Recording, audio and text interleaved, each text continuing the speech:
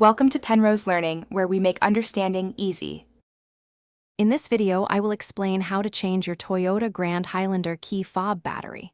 First, gather your essential tools: a new CR2032 coin cell battery and a small flathead screwdriver.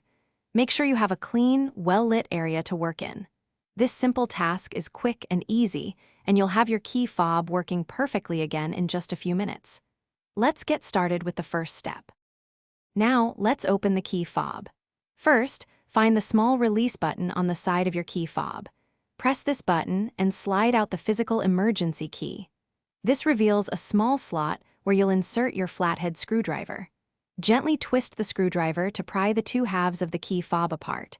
Be careful not to use too much force to avoid damaging the plastic casing. With the key fob open, you'll see the old battery. Carefully remove it from its slot. Pay close attention to how the old battery was oriented, noting which side was facing up.